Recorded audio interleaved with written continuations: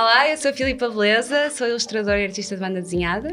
Eu sou o Pedro Freitas, sou poeta e dizedor de poesia e estamos aqui hoje unidos no desafio Wook Me Up da Wook e vimos falar sobre o quê, Filipa? Eu bem que faço banda desenhada e tu devias ter feito os trabalhos de casa porque vamos falar de clássicos. E devia ter feito os trabalhos de casa porque nunca li banda desenhada também. Mas vimos falar de banda desenhada e de clássicos e tentar aqui encontrar temas comuns sobre estes dois temas que podem parecer tão distantes, mas que no final de contas estão tão juntos como qualquer outro. Sim, viemos descobrir quais são as leituras que nos unem, basicamente. Boa. A minha primeira escolha foi Frango com Ameixas, de Marjane Satrapi. Ela é uma autora que tu conheces, certamente? O nome não é estranho. Por causa de Persepolis. Exatamente. Que é a obra mas que eu não li, conhece. mas eu acho que está escrito que é um best-seller. Pois, eu escolhi este livro porque eu só conhecia Persepolis, da Marjane, apesar dela ser um nome gigantesco na área da banda desenhada, e vi que Frango com Ameixas, que está a desenhar no mesmo estilo que Persepolis. Tem sido muito aclamado criticamente. E é um livro que se lê num instante e é muito, muito fixe, eu recomendo. O segundo livro que eu li foi Um Contrato com Deus, do Will Eisner, que é um clássico da banda desenhada, por isso já temos aqui um ponto em comum entre os nossos dois temas. Está dividido em 4 histórias diferentes. E, por fim, tenho Verões Felizes, de Isidro e Jordi Lafebre, que é assim o mais... Que bonito. Pois, sim, tem assim, é o único que a cores das minhas 3 escolhas, mas é assim muito harmonioso, muito agradável, acho que transmite mesmo a ideia de verões felizes.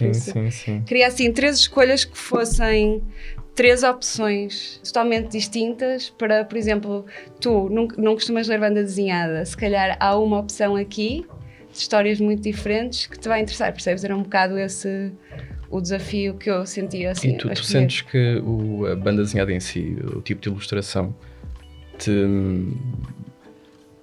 move de uma maneira diferente para um livro? Ou te aproxima de um livro de forma diferente? Ou seja, porque eu agora olhei para o Verões Felizes e eu sinto-me muito mais atraído para esse estilo de ilustração do que necessariamente para o da Marjane. Obviamente eu entendo o que tu queres dizer. Eu também me sinto automaticamente atraída por um livro que se o interior for feito assim num estilo que automaticamente me agrada. Percebes? Eu entendo o que tu dizes. Eu acho que o Verões Felizes realmente tem uma arte que é, além de que está totalmente de acordo com o que é o título, não é? E a ideia de verão e de felicidade é assim muito tranquila, muito alegre. Esteticamente... É agradável, não é? Sim, exatamente. Sim. Pois é isso. E foi uma das grandes razões pelas quais escolhi este livro. Acho que a narrativa e a imagem estão em completa sintonia. Sendo tu também ilustradora, para que tipo de ilustração é que tu tendes mais? Já antes, quando era adolescente e assim, eu tendia muito especificamente para super-heróis, arte norte-americana, um bocado os aquela... Avengers Era, exatamente. Spider-Man. Mas depois com o desenvolvimento do meu trabalho e também a ganhando experiência assim, como leitora e experiência de vida, eu agora já não é que haja um estilo específico que me atrai na banda desenhada, é se automaticamente gosto da imagem ou não, percebes? Ou da composição gráfica. Já não te posso dizer, prefiro se é a cores ou se é preto e branco. Eu ia-te perguntar isso, mas respondeste, acabaste de responder. Portanto, eu escolhi também 3 livros e infelizmente só trouxe um deles, que é aquele sobre o qual vou falar hoje, porque os outros 2 ainda estou a acabar de os ler. O primeiro foi Os Bichos, do Miguel Torga, um clássico da literatura portuguesa. O nosso prémio Nobel que não chegou a ser, o Torga. O segundo foi o Giovanni's Room, do James Baldwin, também um clássico da literatura americana. E, por último, o Mataram a Cotovia, da Harper Lee. Um livro que eu sabia que ia adorar por tudo aquilo que ao longo destes meus anos de vida tenho vindo a ouvir e a ler sobre a literatura contemporânea internacional. E andava o Martim Sousa Tavares, o filho do Miguel Sousa Tavares. Ele fala, já não me lembro qual era o autor, mas ele diz que muitas vezes, com um autor em específico, ele deixa a leitura desse autor muito compassada no espaço, porque o autor só escreveu 8 livros. E ele gosta tanto dele que já leu 6 e, portanto, já só tem mais 2 para ler. E sente que quando chegar ao final vai ficar profundamente triste. E eu sabia que quando lesse o Mataram a Cotovia, quando finalmente o lesse, ia ficar triste também, porque a Harper Lee não escreveu nenhum outro livro. É quase aquilo, é um sonho de autor, ou neste caso autora, porque escreveu um livro, ganhou um Pulitzer no ano seguinte e depois passou uma vida inteira, 80 anos, sem escrever nenhum outro livro. Escreveu alguns artigos, escreveu alguns contos pequeninos, mas passou a vida inteira sem escrever nada. Depois ficou, eventualmente, para o final da sua vida cega. E em 2016, acho eu, saiu um novo livro dela, que era o primeiro rascunho do Mataram a Cotovia. Tem as mesmas personagens, passa-se numa cidade diferente, mas que é modelada à imagem da cidade de Maycomb, em que acontece aqui o Mataram a Cotovia. Estás a planear ler o rascunho? Não sei. Não sei porque está tão bem condensada. A Mataram a Cotovia está tão bem condensada e ela tem uma escrita tão aguçada e voraz, ao mesmo tempo simplista, que eu não sei se quero ver um produto não finalizado, sabes? Mas se calhar como exercício para perceberes um bocado as etapas por onde ela passou, ou por curiosidade, achas que vai ser assim um definitivo de aqui não volto?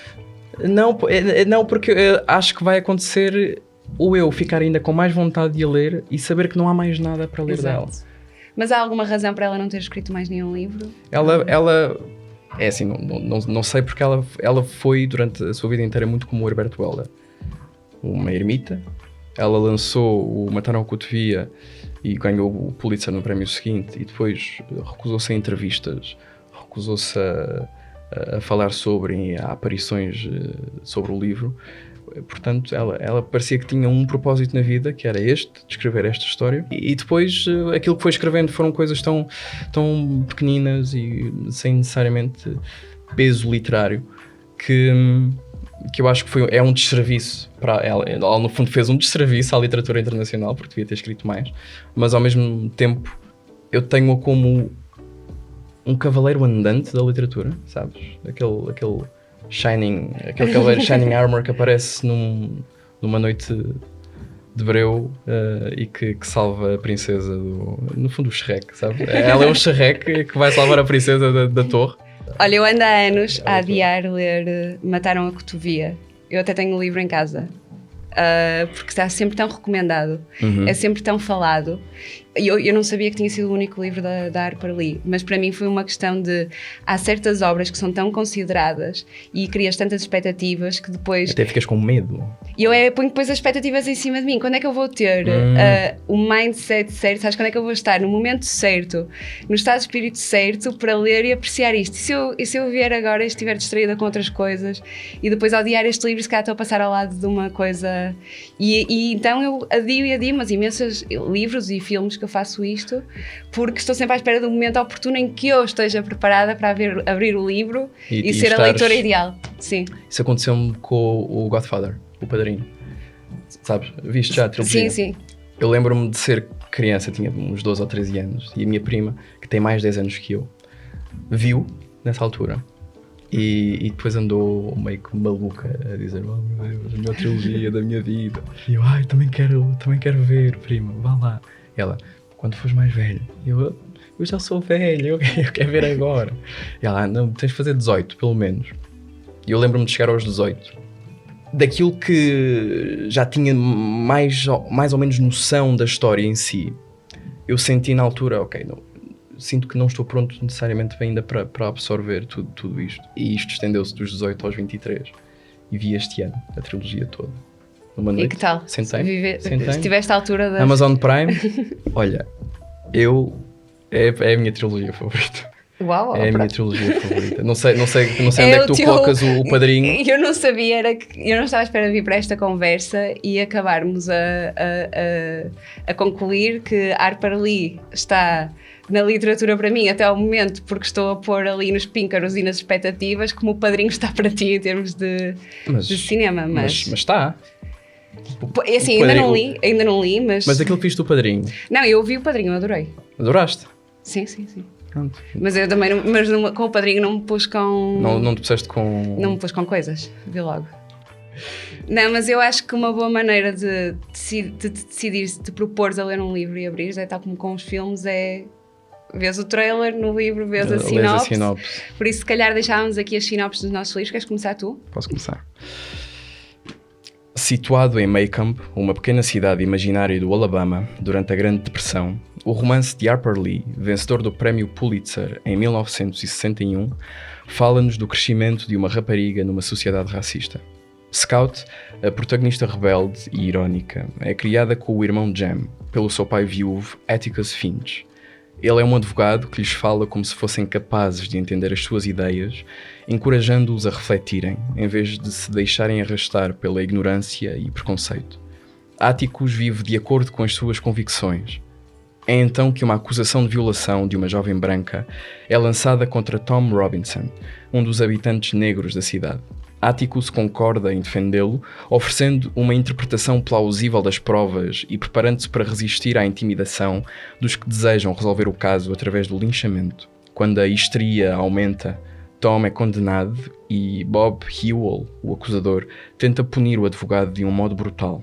Entretanto, os seus 2 filhos e um amigo encenam em miniatura o seu próprio drama de medos, centrado em Boo Radley, uma lenda local que vive em reclusão numa casa vizinha. Assim, me pareceu emocionante. Parece que acontece muita coisa em paralelo na história. É porque a Harper consegue... De facto, a Jem tem, eu quero dizer, 6 ou 7 anos. E a Scout, que é a filha, tem 6 ou 7 anos. O Jem tem 10 ou 11. E ela consegue interligar 2 narrativas, que é a narrativa do drama, que é esta infância de ambos os filhos do Atticus, o pai, numa cidade do sul dos Estados Unidos, em Alabama, que para se divertir entende engendrar brincadeiras e engendrar aventuras no bairro, com a aventura e o drama que o pai deles vive, o Atticus, com de facto também situações e ações que acontecem naquela cidade e naquele bairro. Depois parece muito dinâmico. É muito dinâmico porque lá está, é sempre este salto entre o quão adulto é o Atticus e ao mesmo tempo o quão adultos são os filhos dele para as situações que vivem. E eu agora convidava-te a ti Pois, para eu fiz leres este a comentário tua... porque no livro da Marjane também há esta articulação de narrativas, de histórias. Aqui no dela é mais a nível temporal. Uhum. Eu vou ler-te a sinopse também para teres um contexto inicial, depois explico-te. Por favor. Então Nasser Ali Khan, tio-avô da autora, é um famoso músico que vive no Irão de 1958. Na sequência de uma discussão familiar, o seu tar, o instrumento de que é virtuoso e que é o seu bem mais precioso, é partido. Nenhum outro tar o irá satisfazer, e Nasser vai perder o gosto pela música. Tomado de uma melancolia imensa, decide deixar-se morrer, levando-nos numa viagem às suas emoções, aos seus sonhos e à sua história pessoal, que se mistura com a do seu Irão natal num período conturbado da sua história. Vencedor do prémio de melhor álbum de Angoulême em 2005, lá está, aclamado, Franco Ameixas é também considerado como a obra maior de Marjane Satrapi. Lá está, era um bocado o que eu te estava a dizer, há assim também uma alternativa de um saltar na narrativa, que é, tu tens tu já sabes que a personagem decide morrer e depois vais acompanhar os últimos dias de vida da personagem, mas enquanto ele espera deitado na cama a sua morte, a autora transporta-nos para o passado, seja uma questão de dias ou uma questão de anos, para contextualizar o que foi a vida desta personagem e os seus sentimentos e o que é que levou a este culminar desta decisão de decidir morrer. O livro também toca um bocado na parte da história do Irão, da parte política, mas eu pessoalmente, para mim, o que me marcou mais foi a questão. Há uma influência do que é a parte política e social no Irão sobre a vida da personagem, obviamente, não consegues fugir a isso na tua vida, mas também há muito o que é a dinâmica das relações pessoais da personagem. Com a pessoa que vende instrumentos, a quem ele compra o tar, com a família, e está muito, é um livro que é muito curto, lê-se num instante. Quer dizer, pelo menos eu li porque não consegui parar. Eu já o reli várias vezes desde que o que me enviou.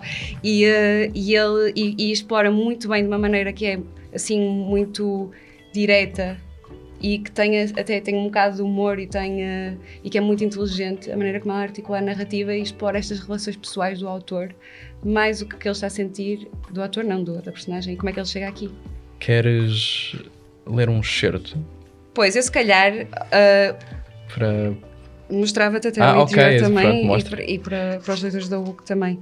Este estilo é completamente diferente. Antes fomos dos Verões Felizes. Pois é um estilo, eu acho que a Marjane Satrapi é muito boa a equilibrar o que é a linha gráfica dela, o estilo gráfico dela com a narrativa. Eu acho que os desenhos dela são muito expressivos. Nós já temos preto e branco, mas eu acho que são muito expressivos. De uma maneira muito simples ela consegue complementar o que é a parte do texto com a imagem e representar muito bem a história. Tu vês aqui, e eu posso-vos mostrar também a vocês, esta personagem do filho mais novo da personagem principal. Este puto é super irritante, mas ela representa super bem o que é o miúdo que já todos tivemos numa viagem de autocarro, de comboio, o puto que não para de cantar e dá. E foi o meu excerto preferido que eu escolhi, é sobre a relação exatamente desta personagem principal, não com o filho mais novo, mas com a sua filha preferida, porque ele assume qual é a filha preferida. E foi esta a página que eu escolhi. Ele já está, para fazer assim uma contextualização, ele já está na cama à espera da morte, e num dos dias a filha, que não percebe bem o que é que está a acontecer, mas sabe que o pai está na cama desanimado, entra no quarto e para falar com ele sobre... e ele recorda a história de quando lhe comprou umas sapatilhas cor-de-rosa. E ele está-lhe a perguntar o que é que aconteceu às sandálias cor-de-rosa que lhe tinha comprado. E ela diz que... Explica-lhe que em novembro não se usam sandálias, porque ele comprou-lhe um tamanho demasiado grande, aquilo está tudo desencontrado. E ela então diz: no verão talvez já sejam pequenas. E o pai responde: então compro-te outras. Fazes isso? Claro. Bem, vou brincar na rua. E eles despedem-se. E eu acho que esta frase que vem a seguir resume muito bem o que é a Marjane como autora. Dos 4 filhos, era a favorita do seu pai. O interesse especial que Nasser Ali Khan tinha pela morfopsicologia levava-o a crer que a sua semelhança física com a filha mais velha provava a proximidade das suas almas. Não estava errado. Eram os 2 seres inteligentes, vivos e espirituais. Lembro-me que, em 1998, a quando das minhas visitas a Teherão, e aparece a personagem da Marjane a perguntar à mãe: vais sair, mamã? Sim, vou ver a minha prima. Lembras-te dela? Vagamente. Não foi ela que casou com um ator? Sim, mas depois divorciaram-se. Com quem se parece? É a cara chapada do meu defunto tio. O músico? Sim, em boa verdade, há pelo menos 10 anos que não o vejo. Teve 2 crises cardíacas no ano passado. Não fui visitá-la. Há um mês fui operada ao coração. Quero vê-la antes que seja demasiado tarde. Vens comigo? Não.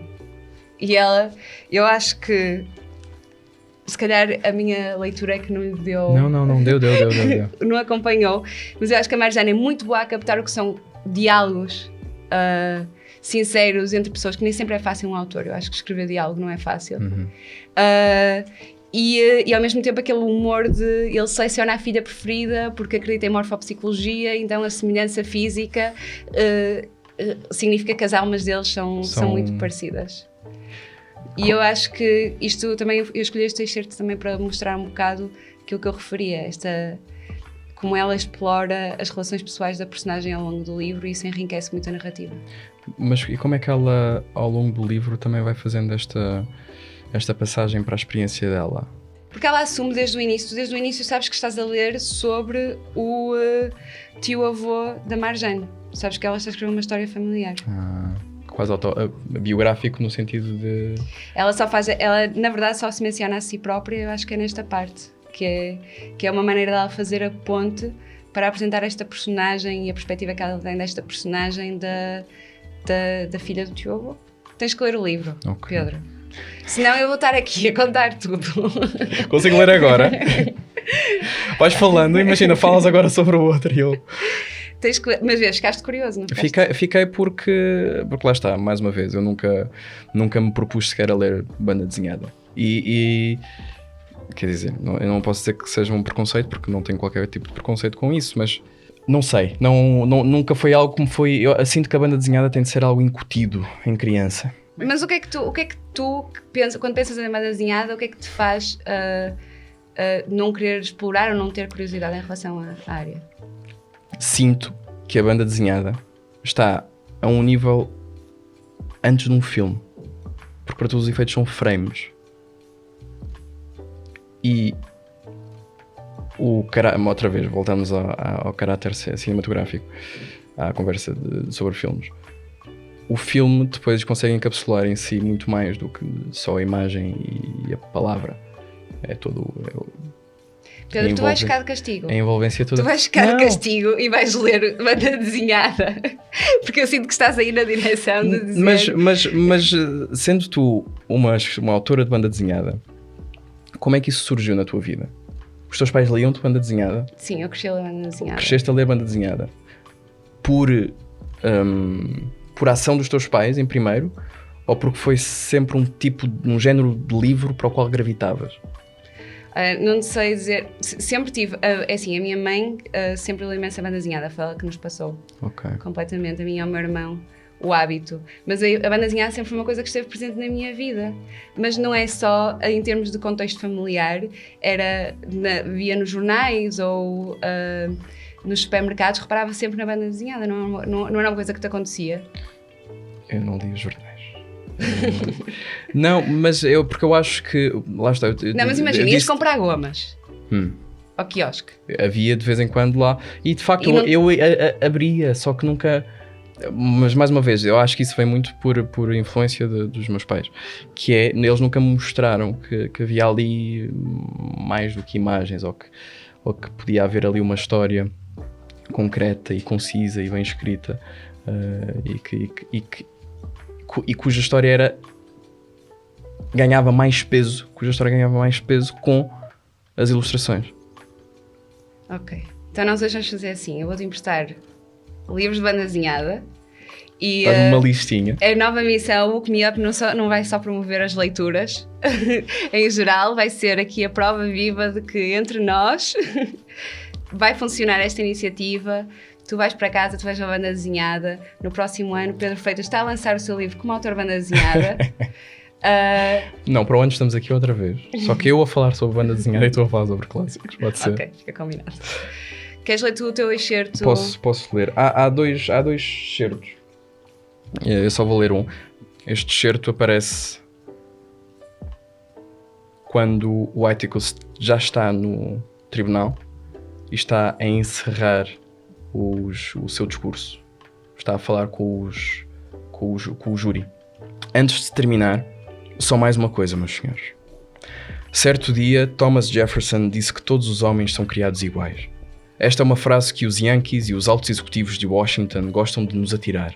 Neste ano da graça de 1935, certas pessoas têm a tendência para usar esta frase fora do contexto, de forma a satisfazer os seus propósitos pessoais. O exemplo mais ridículo de que me lembro é o facto de os grandes arautos do ensino público promoverem os estúpidos e ociosos juntamente com os mais capazes e trabalhadores. E porque todos os homens são criados iguais, depois, estes pedagogos dir-vos-ão com seriedade que as crianças que ficam para trás sofrem de graves complexos de inferioridade. Ao contrário do que algumas pessoas nos querem fazer acreditar, nós sabemos que os homens não são criados iguais. Uns são mais espertos do que outros. Há pessoas que têm mais oportunidades porque nasceram com elas. Alguns homens ganham mais dinheiro do que os outros. Algumas senhoras fazem bolos melhores do que outras. Algumas pessoas nascem mais dotadas do que a maioria das restantes. Mas há um aspecto neste país em que os homens são criados iguais. Há uma instituição humana para a qual um pobre é igual a um Rockefeller, um homem estúpido é igual ao Einstein e o ignorante é igual ao reitor de uma universidade. Meus senhores, esta instituição é um tribunal. E isto obviamente tem aqui uma tendência muito mais política relativamente à cor da pele, porque o júri era todo branco. E em 1930, quando um preto, por alguma razão, ia para um tribunal acusado por uma mulher branca, aquilo que acontecia era o normal era ser acusado, ser julgado e ser condenado. E ele, sabendo isso, sabendo que o status quo era esse, e depois este discurso continua, ele articula como a luta tem de ser contra isso, tem de ser contra o pressuposto à partida de que existe uma característica que faz esta pessoa ser mais isto ou mais aquilo. E ele diz depois, eventualmente também, de que alguns pretos violam, mas outros não. E, portanto, alguns brancos matam e outros não.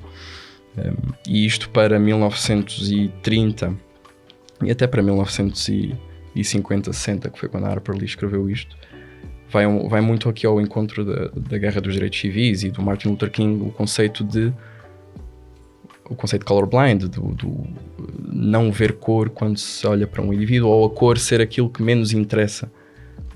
O que eu associo sempre ao Matar uma Cotovia é que, em termos sociais e políticos, é um livro que tem muito poder e que se mantém muito atual. E sentes que foi isso que aconteceu depois de ler, que achaste que se mantém relevante a mensagem? Mantém-se relevante esta mensagem? Sim, esta mensagem geral, suponho que há muitas contextualizações. Para mim, do colorblind, no sentido de facto, é impossível tornarmos uma sociedade sustentável em termos culturais, sociais, políticos, se o conceito à partida não for o de aquilo que menos me interessa sobre a tua pessoa é a tua cor de pele. Se o conceito for que o mais importante de ti é a tua cor de pele, ou é o facto de seres mulher, ou é o facto de é a tua orientação sexual, então estamos a desviar-nos daquilo que é a utopia. E de facto, eu sei que é uma utopia, mas acho que é um bom ideal para o qual apontar, que é a utopia. Mas ao mesmo tempo é um livro que continua profundamente nas bocas do mundo, e quer dizer, a Harper Lee todos os anos fazia, infelizmente já morreu, mas fazia 3 ou 4 milhões em direitos, porque vende todos os anos cerca de 2 milhões de livros, desde 1961, o que é impressionante. É impressionante, principalmente com uma autora que só escreveu um livro. Mas eu lembro-me de, há uns anos, e aqui depois faço a ponte também para a banda desenhada, para saber a tua opinião. Portanto, é esta questão da sociedade colorblind, daltónica, relativamente à raça e à cor. Mas depois entrou também nos últimos anos outra vez na boca do mundo, quando foi alvo do policiamento da linguagem. A Harper Lee foi uma autora que não se conteve naquilo que era o tipo de linguagem que se usava no sul dos Estados Unidos durante 1930, e não se conteve no tipo de linguagem que as pessoas utilizavam com os pretos. E agora, mais junto a nós, no nosso tempo, tanto ela como o Mark Twain, também o Dr. Seuss, foram artistas que foram altamente policiados e profundamente policiados. E portanto, aqui o Harper Lee, esta edição da Relógio d'Água, é uma edição, já agora deixa-me só fazer aqui serviço público, porque é um serviço que é raramente dado. O Matar uma Cotovia foi traduzido pelo Fernando Ferreira Alves, e é uma tradução que tenta manter esta, que é muito difícil, que é transpor a linguagem sulista dos Estados Unidos para uma má linguagem portuguesa. E ele acho que o consegue muito bem. Mas como é que tu vês também este policiamento neste género, no género da banda desenhada? E não necessariamente nestas questões, racismo ou o que quer que seja, mas talvez noutras questões. Acho que é assim, a questão da autoedição não é tanto eu preocupar-me com os conteúdos que estou a abordar, no sentido de achar ou seja, que tenho que me censurar a mim porque não é adequado, porque vou ser cancelado, ou seja o que for. Acho que às vezes é mais uma questão de que se calhar... E voltando ao livro da Marjane e a todos os livros que trouxe aqui, que suponho que também pelo excerto que leste da Harper Lee, acho que para mim a grande dificuldade como autora que depois aparece na edição é tentar transmitir de uma maneira que é clara, que é natural, orgânica, que traduz bem o que é a realidade para a página. Isso a mim é nisso aí que eu faço autopoliciamento, é tentar muito rever e que as coisas fiquem naturais e também não rever demasiado. Não sei se tu fizeste isso com o teu livro, mas é tentar que haja naturalidade. Porque eu acho que uma das grandes vantagens da leitura é que tu desligas, tu estás naquele mundo, mesmo que seja um mundo em que as personagens estão a sofrer, em que é um mundo difícil, ou um mundo de provação.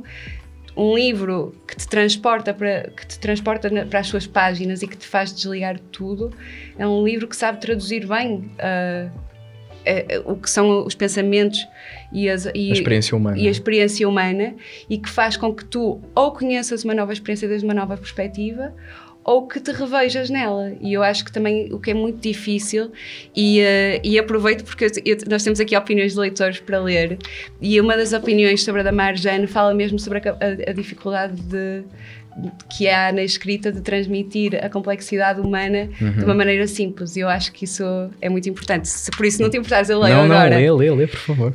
Ok, houve um leitor da UC que deixou esta crítica ao Franco Ameixas, da Marjane Satrapi, que foi: Marjane Satrapi é a minha autora de BD preferida. Grande escolha. Para mim, os melhores autores são os que conseguem transmitir mensagens importantes de uma forma simples. Por simples não se entenda simplório. Só as grandes mentes conseguem tornar acessível o que é difícil de apreender para os comuns mortais. Esta obra, para além do traço simples a preto e branco, já nosso conhecido, junta uma dose de humor sofisticado que só os mais inteligentes conseguem transmitir. Recomendo vivamente. Ou seja, quer dizer, isto é uma versão assim muito entusiasmada do que eu queria dizer, mas eu acho que esta parte em que este leitor, a leitora da UC, comentou, sublinha esta questão da simplicidade a transmitir mensagens importantes. Eu acho que isto é, para mim, pelo menos, é uma coisa que eu procuro muito, tanto em todo tipo de literatura, é ser capaz de uma maneira conseguir, de uma maneira simples, ou seja, que não é básica, mas é uma maneira que nós, enquanto outro ser humano a quem nos está a ser contada uma história, conseguimos entender e conseguimos sentir até de certa maneira. Principalmente quando são experiências tão distantes da nossa, não é? Sim. Como é da... Olha, falando de clássicos, eu acho que o Gabriel Garcia Marques é incrível a fazer isto. Eu acho que ele, nos seus livros, o 100 Anos de Solidão é um clássico, não é? Eu acho que ele é um autor que é muito bom, de uma maneira simples a explicar grandes emoções ou grandes sentimentos, e te faz conseguir perceber muito bem, de uma maneira muito clara. Ou seja, é uma escrita que é elegante, não é arrogante, que se aproxima do autor. E eu acho que a Marjane também faz muito isto aqui. Por isso eu concordo completamente com esta avaliação super positiva. E pronto, leio a segunda opinião, se quiseres, e depois passamos Lê, por favor. Um excelente livro de Marjane Satrapi, a autora de Persepolis. Com a sensibilidade a que já nos habituou, conta a bonita história de um músico que decide deixar-se morrer. Cruzando com o contexto do Irão da década de 50, fez-me embarcar numa viagem emocional. A arte é a característica da autora, complementando com a narrativa escrita de modo eficaz e brilhante. Delicioso. A degustar e repetir. A degustar e repetir. A degustar e repetir. Eu acho que foi um bom toque no comentário final. Olha, eu acho que tu aproveito esta última frase deste comentário. Eu acho que a minha missão aqui é convencer-te a ler Franco Ameixas e a toda a gente que nos estiver a ver neste vídeo, e aconselho-te a degustar e a repetir. Concordo completamente. Eu vou sair daqui e vou comprar todos os livros que me propuser. Prometo. Põe na wishlist da UC e depois pedes no Natal. Queres então ler as opiniões dos leitores da UC sobre o Matar ao Cotovia? Leio, sim, senhora. Então, o primeiro diz: soberbo. Quando acabei só conseguia pensar como só li este livro agora aos 37 anos. merece toda a reputação que tem. A escrita é fenomenal, o tema mantém-se atual e as personagens são inesquecíveis. Acredito que o Atticus Finch deve ser uma das melhores personagens alguma vez criadas. Recomendo-o 100%. Pronto, eu tinha-te dito que esta opinião é a minha, só que com menos 12 anos em cima, porque de facto andei a adiar a leitura deste livro durante pelo menos 4 ou 5 anos. E eu também agora fiquei convencida. Ficaste? Fiquei. E de facto o Atticus Finch é o modelo de pai que eu acho que toda a gente devia ter. É um pai que está presente, que incute uma educação aos filhos atenta e carinhoso quando tem de o ser e sóbrio quando tem de o ser também. A segunda opinião. A história deste livro é contada através do ponto de vista de uma criança e isso torna este livro especial, porque o que se podia tornar demasiado pesado para os leitores torna-se mais suave, sem comprometer o conteúdo. Este livro aborda vários temas muito atuais e relevantes, como o racismo e as desigualdades sociais, de uma forma cativante. Quando parece que o livro vai começar a ficar desinteressante, nunca acontece, acontece sempre algo que nos leva a ficar a ler o livro até ao fim. Este é um dos livros mais reputados nos Estados Unidos da América e depois de o ler é fácil saber porquê. É um dos grandes clássicos da literatura contemporânea americanos. E, como eu te disse, vende 2 milhões de livros por ano. Exato. Desde 1961. O que é que nem sequer faz sentido. É que nem sequer faz sentido. E tu concordas com a parte de o alternar, eu acho que já mencionaste um bocado isso, mas o alternar o ponto de vista das personagens. Gostas dessa ginástica narrativa? Tu segues sempre a visão a narrativa é sempre pelo olhar dos jovens. Ok. E portanto, aquilo que tu tens da narrativa do Atticus é sempre pela visão dos filhos. Ok. Tu nunca estás dentro da cabeça do Atticus.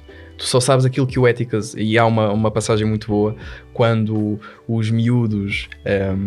o Bo Radley... o Bo Radley, um dos vizinhos, vive numa mansão, fechado, e eles nem sabem se está vivo, nem sabem se está morto, porque ele nunca vem cá fora.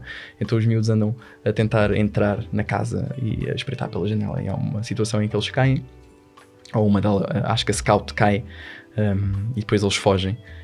E alguém atira para o ar porque tem medo que seja um ladrão que está no quintal e são só os miúdos.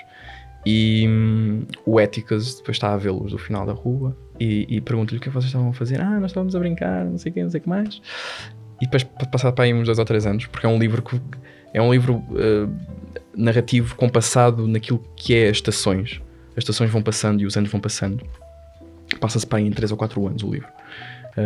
E já quase a chegar ao final, o Atticus, nós nunca sabemos bem o que é que o Atticus pensa daquela situação. Okay. Ele tenta não colocar o peso daquilo que fizeram necessariamente em cima deles.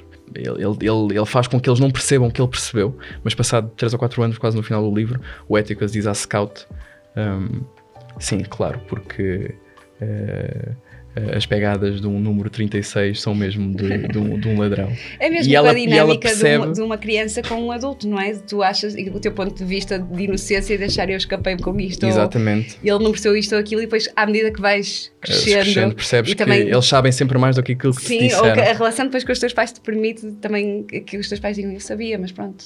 E é um momento em que ela diz, eu não sabia que tu, durante estes anos todos, isto foi uma coisa que aconteceu. Não ano passado, não houve ano passado, meu Deus, quer dizer, eu ainda sou tão nova e já nem sei há quantos anos, quer dizer que tu ainda te lembras e sabes mais do que aquilo que eu pensava que sabias. Há assim essa visão, mas é sempre, a visão do Atticus é sempre pelos olhos dos filhos. E há uma situação no tribunal em que o pai tira os óculos da cara e abre o colarinho da camisa e tira a gravata e eles ficam estupefactos, quer dizer, para nós o nosso pai está nu, assim, porque a única ocasião em que tirava a roupa era quando ia dormir. Portanto, nós não percebemos o que é que está a acontecer agora. E é quando ele depois começa aquelas conclusões finais do certo que eu li. Okay. Portanto, é ali o tornar-se mais humano para com o júri e aos olhos mas sempre aos olhos dos filhos, e eles não perceberem bem aquela situação. E depois perceberem o porquê, no final. pois é uma maneira, ou seja, tu estás a promover este livro super bem, eu acho. Obrigado. É uma maneira super interessante e também criativa, também, e o mesmo o próprio comentário dizia, não é? De uma maneira de abordar um assunto ou uma temática que é tão séria e tão às vezes difícil de abordar e de manter, pois temos toda a narrativa, não é? Do julgamento e tudo mais, e de manter o leitor preso e fazer isso desde a perspectiva dos olhos da infância e do que tudo isso implica, não é? Uhum. A inocência e a maneira muito própria de interpretar a realidade das crianças, que é sempre assim mais doce, não é? Sim, doce, desprovida de preconceitos, Exato. desprovida de julgamentos. Pronto, é assim, nós tivemos aqui 4 leitores da UC a comentar que claramente adoraram estes livros, por isso eu acho que nós também lhes devíamos deixar mais algumas sugestões de leitura. Concordo. Para eles e todos os outros que lerem as críticas a estes livros. Começa tu. Queres que comece? Sim, por favor. Então, pronto. Olha, o que é que trouxeste? Este de certeza que já ouviste falar. Balada para Sophie, de Filipe Melo e Juan Cávia. Claro. Toda a gente em Portugal já ouviu falar deste livro, espero eu. Para já tem uma das... acho que é um dos livros, não só de banda desenhada, dos livros, com a capa mais bonita. É assim, o livro é lindíssimo. O Juan Cávia é um artista incrível e o Filipe Melo é muito bom a escrever, muito bom guionista. Juntos são um duo incrível. Uhum. Eu acho que é o tipo de livro que queres começar na banda desenhada. Parece grande, mas é o tipo de livro que é tão bonito que lês num instante. Queres começar? Começas com este. Ok. A minha segunda escolha foi O Mergulho, de Séverine Vidal e Victor Pinel. Também podes ver, eu acho que se calhar este também te vai atrair, mais uma vez, cores muito bonitas. É este estilo assim da banda desenhada franco-belga, que é sempre tão agradável, tão perfeito para teres uma chávena de chá, uma chávena melancólica também. Às vezes melancolia, eu por acaso vejo assim... Não vejo melancolia? Assim, não quero dar muito da história, mas acho que realmente há uma interpretação, as cores transmitem muito bem, há momentos de melancolia, há momentos de felicidade, e é um livro muito, muito bonito. É sobre uma senhora que vai ver para um lar, terceira idade. Okay. E no fim eu tenho que deixar o que é para mim, o meu autor preferido de banda desenhada. O maior mestre da banda desenhada, se alguém que sabe desenhar de olhos fechados enquanto faz outra coisa qualquer, é o Bill Watterson. E Calvin and Hobbes eu acho que é o livro perfeito para tudo. Fica mesmo... Foi isto que me fez querer trabalhar em banda desenhada. Com que idade é que o leste? E é isto que... Sempre tive Calvin and Hobbes em casa. A sério? E é isto a que eu aspiro e nunca chegarei. Mas com todo o gosto fica abaixo. Gosto muito, Bill Watterson para sempre. E depois disto, porque não pensei bem na situação, ou seja, eu agora vou fazer autopromoção e pôr os meus livros a seguir ao Bill Watterson. Por favor. Se a edição quiser tratar disto. Eu tenho os meus 2 livros que eu tinha mencionado no início. Posso ver? Tu vais com eles para casa. Somos mesmo uma merda a crescer sobre... as amarguras de entrar na vida adulta. Falávamos antes da inocência da juventude. Eu tenho, está dividido em vários capítulos. Okay. Tens texto e depois tens imagem para abordar temas como amor, redes sociais e crescer em geral. E depois... Gosto muito dessa capa também. Identificas-te com o drama? Identifico-me. A mim faz-me sempre pensar em Ressaca. Essa posição fica aqui. Paint Me Like I'm One of Your French Girls, sabes? Do Titanic. Sei. Parece-me isso. Okay. Dá-me um bocado assim, pronto, está bem. Eu desenhei isto a pensar em Ressaca e tu vês isso. Gosto mais da tua interpretação. E pronto, e depois Entalados, que é só de humor gráfico e é o meu livro sobre o meio ambiente, as alterações climáticas e para nos fazer um bocado pensar sobre o assunto. Perfeito. Mas pronto, leiam isto antes de ler Calvin and Hobbes, que é para depois ainda quererem... Leiam o meu, comentem no site da UC, ponham na wishlist, mandem para os amigos, para os pais, para toda a gente, para receberem no Natal, e a seguir vão ler os livros que eu recomendei. E agora, que recomendações é que tu tens? Eu sou péssimo e, portanto, não trouxe os livros em si, mas posso dizer-te. O primeiro de um dos maiores poetas portugueses, que infelizmente morreu cedo demais e não se pôde bem, não pôde mostrar mais daquilo que era, que é o Daniel Faria. A antologia que a Quetzal fez de toda a poesia dele, chamado Poesia mesmo, é um calhamaço grande com tudo aquilo que foi a poesia que ele escreveu ao longo dos seus 33 anos, morreu novo. Portanto, Daniel Faria, Poesia, e depois aquela que para mim é a melhor poeta portuguesa viva, contemporânea, que é a Maria do Rosário Pedreira. Não sei se conheces. Não conheço, mas com essa introdução fiquei curiosa. É uma... Portugal tem... Há muito esta tendência de... É uma coisa que se sabe, e de facto há indícios para isso, de que são os homens os mais publicados pelas editoras. Mesmo que sejam de mulheres, os manuscritos que chegam mais às editoras, publica-se mais homens. Mas eu acho que na poesia é diferente. Eu acho que se tirarmos Torgas e Fernandes Pessoas e Camões, nós temos uma poesia profundamente embebida da mulher, enquanto agente de escrita, enquanto agente conceptual de beleza. E a Maria do Rosário Pedreira continua este trajeto que começou a ser talhado por mulheres antes dela, a Sofia de Melbrenner, para falar de uma também muito especial. Mas este livro, que é Poesia Reunida, não me lembro de que editora é que é, mas é Poesia Reunida da Quetzal, Poesia Reunida da Maria do Rosário Pedreira, ambos encontram na UC. E depois um outro livro que é um ensaio do Mário Vargas Llosa. Gosto muito de Mário Vargas. Gostas? Gosto. Já leste A Civilização do Espetáculo? Não.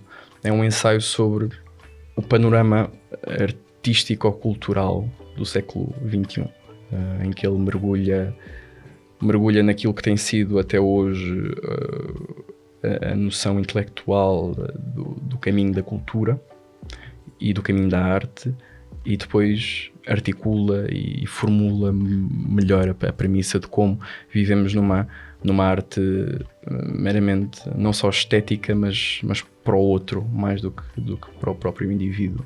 E pronto, eu acho que são estes os meus três. Fiquei curiosa. Os meus três... O ensaio do Mário Vargas Llosa, vou espreitar. E lê-se super bem. E é um livro curtinho, lês aquilo... Quero te perguntar uma coisa. Lês aquilo em 1 ou 2 dias. Tu, quando lês, como é que é o teu hábito de leitura? Tu sentas-te e lês de uma enfiada de 2 ou 3 horas, ou és daquele tipo de pessoas que reserva 30 minutos num dia, reserva 30 minutos no outro e vai lendo assim compassadamente? É assim, eu prefiro ler o máximo, se um livro me entusiasmar e me prender, prefiro ler o máximo possível, seguido. Mas não é possível, não é? A maior parte das vezes, por isso que eu faço é a tomar o café de manhã, ler, e depois, se houver um livro que me apaixona, é tipo a recompensa por fazer cheque na minha lista de afazeres, então vais ter mais algum tempo para ler o livro. E é tipo, tenho um pequeno almoço, é aquela altura para ler, trabalhar, hora de almoço, tomar o café outra vez, ler mais um bocado, e depois se despachar tudo com tempo, ainda que significa que à noite, antes de dormir, tentar meter ali várias horas seguidas de leitura. Tens um espacinho em casa de leitura reservado, em que sabes que vais para ali ler? Não acontece outra coisa que não seja leitura ali? Uma cadeira, um sofá? Não, porque às vezes até leio, tipo, andar, sabes? Tipo, está alguma coisa, está a cozinhar alguma coisa e estou com o livro. É sério? Sim, eu acho que se um livro for muito bom e tu não queres parar, a não ser que seja assim um calhamaço que não consegues segurar só com uma mão enquanto estás a mexer a sopa, eu acho que... Eu tenho que estar parado. Tens de estar parado? Tens um sítio só para ti? E depois as pessoas perguntam-me muito: Pedro, como é que eu posso criar hábitos de leitura? E eu tento sempre, para uma pessoa que não tem, é sempre mais fácil, talvez até pela forma da poesia, começar pela poesia e olha, lês 2 poemas por dia, portanto reservas 10 minutinhos, 20 minutinhos por dia antes de ir dormir e lês. E eu já tentei seguir esse meu próprio conselho, eu não consigo, eu deito-me na cama. Tu andas a distribuir conselhos? Não, porque para uma pessoa criar hábitos, para uma pessoa que nunca leu, é muito difícil dizer-te, olha, vais ficar parado na cama durante 4 horas a ler. Não conseguem. Pois. Não Então conseguem. tu fazes estes grandes períodos de leitura, preferes assim? É. E a cama é o teu spot? A cama é o meu spot porque infelizmente a minha casa não tem muito sol.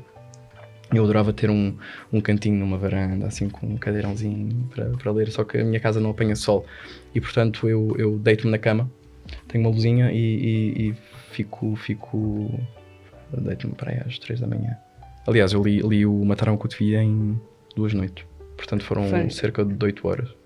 É um livro que se lê rápido. 7, 8 horinhas. Assim, agora já promoveste como... Mas 7, também 8 para ficar até às 3 da manhã... Não, não faz sentido. Eu amei mesmo. Não consigo outra... Não há outra forma de explicar isto. Como é que corre? Amei este livro. Então, agora... Vamos aqui ouvir a opinião de 2 booktalkers. A UC este ano convidou, para além de nós, para cada episódio, convidou 2 pessoas, ou do Instagram ou do TikTok, para nos darem também algumas opiniões sobre os seus livros favoritos deste tema, de banda desenhada e, no meu caso, de romances. E, portanto, vamos ouvir a opinião da Iris Bicho e da Rosinha, da Beatriz. Vamos ver o que é que elas nos têm para dizer. Alô, Filipe e Pedro. A UC desafiou-me também a recomendar 3 livros que eu gosto bastante e foram 3 livros assim que eu li nos últimos tempos, então venho aqui contar-vos um bocadinho sobre eles. São todos do género romances, mas eu acho que são romances muito diferentes e que acho que isso assim é muito engraçado neste género. Temos então Mar Alto, que não sei se vocês já conhecem, mas é um livro incrível. É um romance que aborda o racismo de uma forma... Ele é incrível, ok? Vocês têm que ler. Ele é super pequenininho, então é super rápido. E vamos acompanhar a história de 2 personagens a conhecerem-se e as histórias de vida deles. E é muito bom e é super viciante. Depois temos Criaturas Extremamente Inteligentes. Não sei se vocês conhecem o Frederick Backman, mas acho que é uma ótima comparação a este livro. É um livro que vai-nos falar um pouco sobre o luto, sobre um polvo e sobre as relações das pessoas. Acho que este é, sem dúvida, dos meus géneros de romance favoritos. Livros sobre pessoas, romances sobre pessoas e à volta de cada um. Acho que é um livro mesmo muito bonito. Depois, por fim, temos aqui um dos romances mais típicos, que é Os Filhos do Diabo, que é um livro... um bocadinho clichê, por assim dizer, mas vai um bocadinho diferente, já que temos uma rapariga que vai para a faculdade e ela acaba por se envolver com um gangue, sem estar à espera, que são os filhos do diabo, e é um pouco sobre os perigos que ela corre, o romance que ela vai acabar por viver com um dos rapazes do gangue.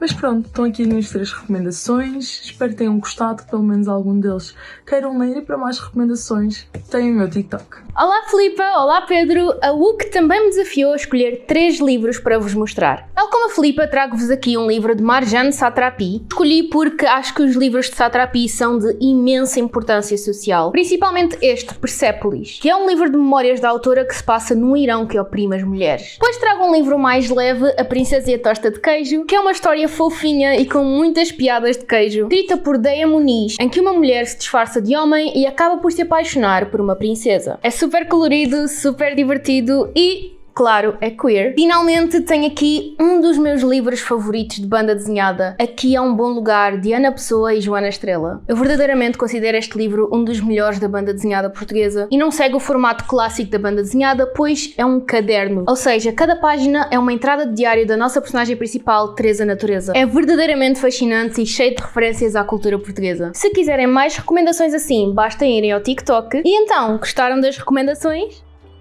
Olha, eu gostei muito das escolhas da Beatriz. Claro, ela começou logo com o Marjane Satrapi, estamos as duas alinhadas. Eu percebi. Eu acho que quem começa não vai logo para o outro ou vice-versa.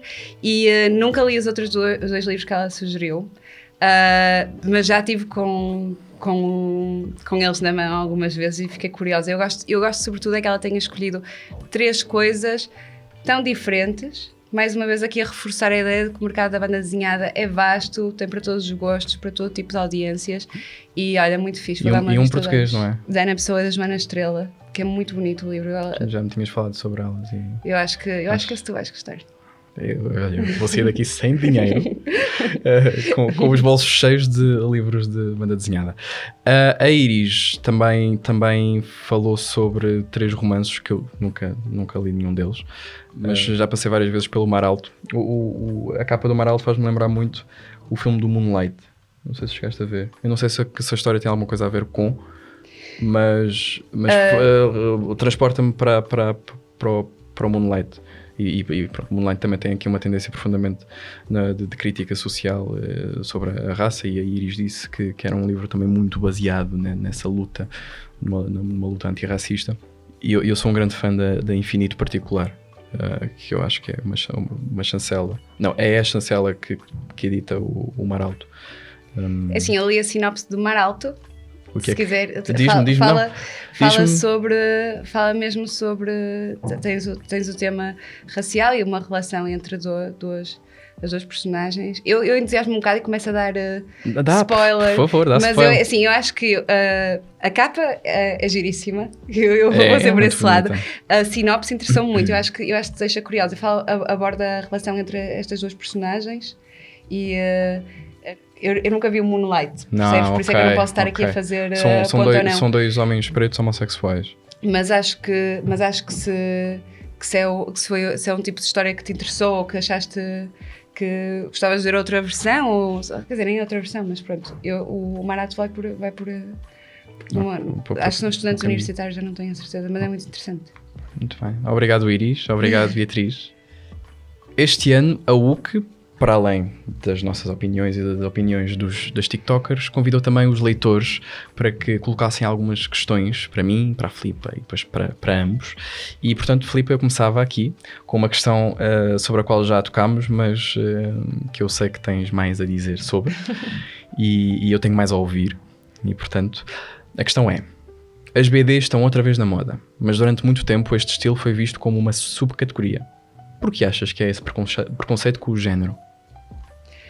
É um bocado aquilo que já falamos, não é? Eu acho que é um género que esteve sempre muito associado a um conteúdo infantil, a um conteúdo menor, e aquela ideia de que se há texto que tem imagem associada é porque precisa de um complemento ou porque o leitor não tem a capacidade de assimilar a informação só com o texto. Eu acho que acho que o que está a acontecer é que estamos a ver, nós vimos a prova Licininho com um entusiasmo, temos ali uma leitora jovem, super entusiasmada com muitos livros de banda desenhada. Eu acho que é isto que estamos a ver, um público jovem a reconhecer o valor social, cultural, político, literário da banda desenhada, que está a dar um novo fogo à indústria e que está também a permitir que haja uma nova exploração de todos estes temas, de falar do que é a realidade.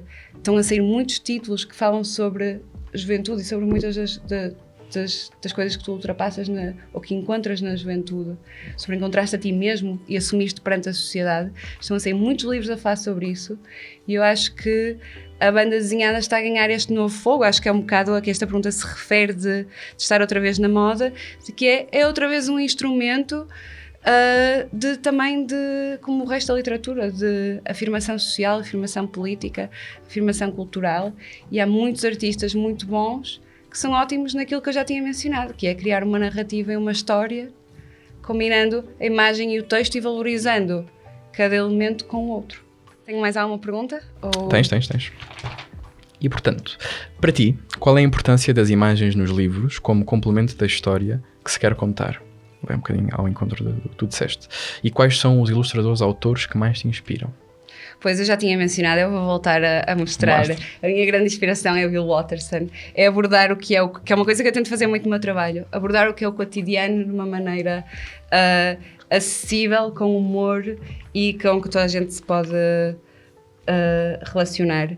E eu acho que em Bill Watterson podemos ver, e em todas as bandas desenhadas que eu trouxe, a imagem não é um complemento necessariamente ao texto, eles coexistem juntos e necessitam um do outro.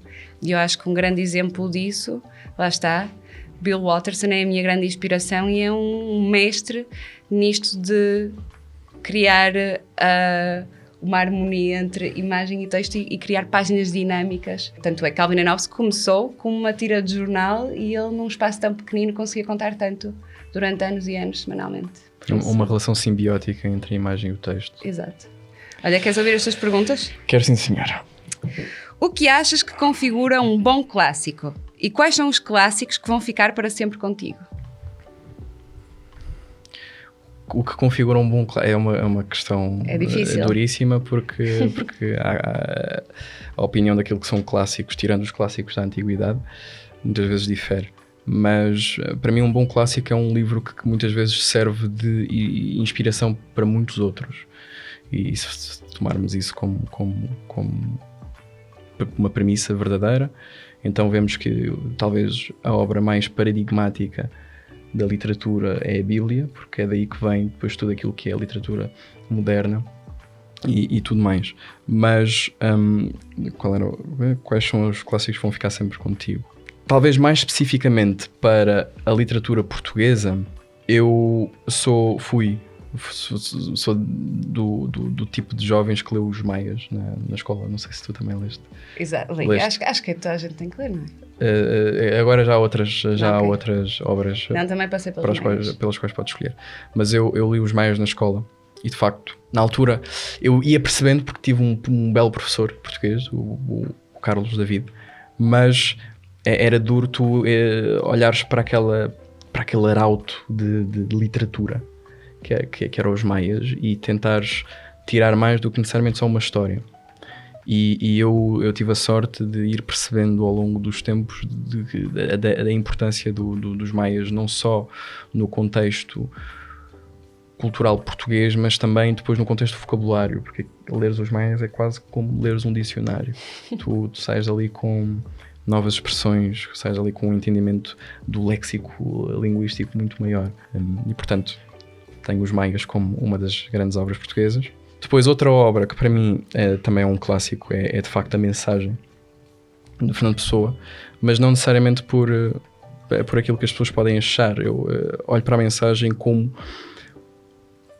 talvez o melhor exemplo daquilo de que a poesia é capaz, que é condensar num livro minúsculo algo que levaria qualquer outro autor, e que levou, por exemplo, o Camões, centenas de páginas a fazer. Então eu olho para A Mensagem e vejo os Lusíadas condensado, mas mantendo o mesmo caráter simbolístico, o mesmo peso, tanto de crítica como de afirmação política e cultural do país, como os Lusíadas, mas num formato muito mais acessível, acessível à leitura, não necessariamente acessível ao entendimento, porque de facto A Mensagem é um livro difícil de desvendar e de desmifrar. Portanto, Mensagem, essa, e deixa-me acabar com um outro. Há um livro que eu sei, e me está a acontecer o mesmo que aconteceu com Mataram o Cotovia, que tenho lá em casa. É um calhamaço, assim, e que é o Dom Quixote. Vais pôr em terceiro lugar o Dom Quixote? Vais-te comprometer a ir para casa e ler o Dom Quixote Não, hoje? eu ainda não li o Dom Quixote, porque sei que não vou ler, e que nunca mais vou ler outra obra igual àquela. Sei que é uma obra paradigmática no contexto literário mundial, e sei que depois de o ler nunca mais vou voltar a ler nada daquilo.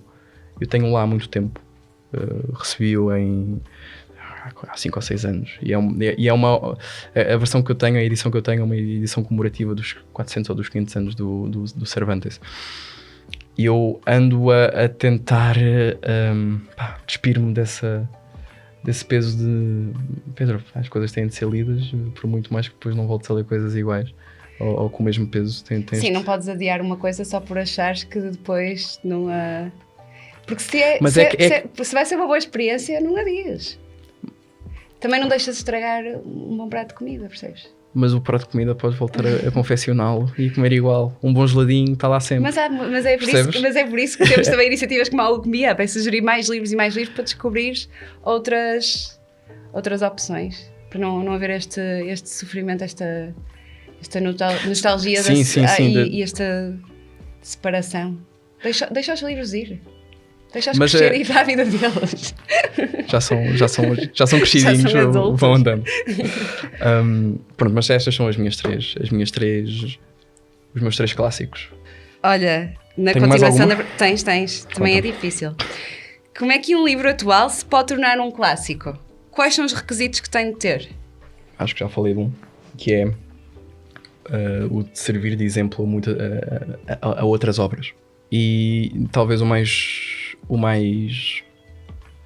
importante para se tornar um clássico, e aqui é algo em que a Harper Lee, com que a Harper Lee quebra completamente, porque ela ganhou o Pulitzer um ano depois e tornou-se um clássico quase instantaneamente. Mas um dos fatores mais importantes para um livro é o tempo. É dar tempo aos livros, dar-lhes tempo para respirar. Eu falei no outro dia com o Zeferino Coelho, o editor do Saramago. Perguntei-lhe, então, e aqui nesta altura já sabiam que o Memorial do Convento ia ser o clássico que é hoje, ia ser uma das maiores obras da literatura portuguesa? E ele disse que é assim, o Memorial do Convento saiu e foi muito aclamado, muito bem recebido pela crítica. Só que com o passar do tempo, à medida que foi sendo lido cada vez mais, foi sendo traduzido para as outras línguas, que foi sendo completamente foi sendo eu não gosto muito deste, comido por todas as outras culturas, quando começou a ser editado nos Estados Unidos, quando começou a ser editado em África, quando começou a ser editado na Ásia. Só nessa altura é que começaram a perceber que há aqui alguma coisa. E portanto, o Memorial do Convento só se torna um clássico, por muito mais que queiramos dizer que eu sabia que isto ia ser um clássico logo à partida, só se torna um clássico de facto com o tempo. E portanto, acho que o tempo é a característica mais importante naquilo que é se pode tornar um clássico ou se não se pode tornar um clássico. Olha, ainda bem que não me perguntaram a mim, eu não saberia o que responder. Mas eu posso perguntar. Não. Estou agora mesmo a dizer isto que é para não... Okay. Ninguém me perguntaram a mim, agora não vais alterar a dinâmica da história. Temos mais alguma? Agora temos perguntas para os dois. Ok. Então, eu já te fiz esta pergunta. Queres que te... Mas faço-te outra vez. Ok. Como é que tu crias um hábito de leitura? E como é que identificaste os géneros que mais gostavas de ler? Eu acho que... foi o que mencionei antes. Eu acho que tu crias um hábito de leitura lendo. E acho que é não ter problemas em assumir aquilo que gostamos e ler aquilo que gostamos. Porque o importante é estar a ler, na verdade. E o género que eu comecei na leitura com a banda desenhada, aqui continuo, mas sempre cresci com muitos livros à volta, por isso eu nem sequer, não é que diga que tenho um estilo favorito, claro que tenho um carinho especial pela banda desenhada, tento só praticar um bocado aquilo que digo e se gostar, gosto, independentemente do género que é. E tens algum tipo de conselho para jovens no que toca à implementação de hábitos? Eu acho que, olha, para começar... Imagina isto numa perspectiva de um jovem de, vamos supor, no secundário, que nunca leu nada, ou que não tem qualquer tipo de hábito de leitura. Pronto, naquela altura do dia em que tem que estudar para o teste do dia a seguir, não lhe apetece mesmo nada, e precisa de uma desculpa de outra coisa para fazer, pega num livro e lê. E depois, quando os pais perguntarem porque é que não estás a estudar, pode dizer, mas eu estou a ler, mãe, eu estou a ler, pai. Eu acho que é cada um procurar descobrir qual é aquele momento que para eles faz sentido ler, percebes? Opa, leio na casa de banho, sou super adepta. Eu também. Então, adoro. Vês? Eu passo horas na casa de banho. Pronto, é que é uma coisa que não se fala, isto é um tabu da literatura. Ler na casa de banho. Imensa gente lê na casa de banho. Sim. Assumam, leiam na casa de banho. Para esse adolescente de 15 anos a quem estou a dar conselho, lê na casa de banho. Aqui fica. Olha, tenho uma pergunta para ti, a última pergunta que temos. Conselho. Esse vai ser o ponto alto desta conversa, é ler na casa de banho. Olha, bem bom. O tema é leituras que nos unem. Alguma história que vos uniu a alguém? Um amigo, um familiar, um amor? Tens alguma história? Tenho. Um dos meus livros de poesia favoritos, o Folhas Caídas e Flores Sem Fruto, do Almeida Garrett, foi o primeiro livro de poesia que comprei com o meu próprio dinheiro. E foi o livro de poesia que motivou e que inspirou em grande parte o meu próprio livro. porque na altura eu estava a viver uma relação com uma rapariga que foi o primeiro livro em que eu dediquei um poema do livro à rapariga.